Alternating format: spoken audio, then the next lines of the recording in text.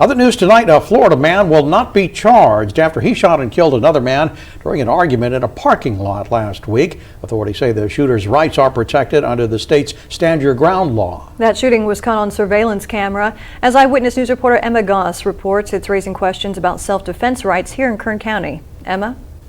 Dave, Rochelle, California doesn't have a Stand Your Ground law, and if you don't know the rules for self-defense, you could be the one guilty of a crime. Last Thursday night in a Clearwater, Florida parking lot, surveillance video shows a man pushing another man to the ground. The one knocked down then pulls a gun and shoots it, killing his attacker. Protected under Florida's Stand Your Ground law, the shooter is off the hook from criminal charges because he was fearing imminent death or great bodily harm without duty to escape the danger. Under California law, we don't have Stand Your Ground, but what do we have? Here in California, we use something called Castle Doctrine that has some of the elements of the Stand Your Ground law.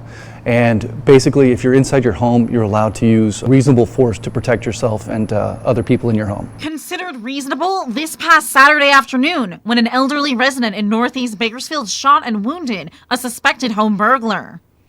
If somebody's breaking into your house, you have to try to imagine, do you have that belief that there's imminent danger posed to you or to other family members in your house, any other human being in your house? BPD says the investigation is still ongoing, but the homeowner faces no criminal charges at this point. So what it really comes down to is life or death. Absolutely. There's got to be some kind of a reasonable fear that the person has, and you have to use the fear to protect either their life or the life of another person. Vandalism or property damage don't count, even if it's to save a pet. And if a person's fleeing the scene, claiming self-defense won't hold up. You're allowed to protect yourselves in many other ways. You don't have to just use a gun or a knife or a bat. Stun guns, pepper spray, those wouldn't be considered lethal force. Each use of force is thoroughly investigated and self-defense claims are vetted on a case-by-case basis. Under California's more stringent self-defense laws, a shooting scenario like what we saw in Florida might produce a different verdict. Reporting in studio, Emma Goss, Eyewitness News.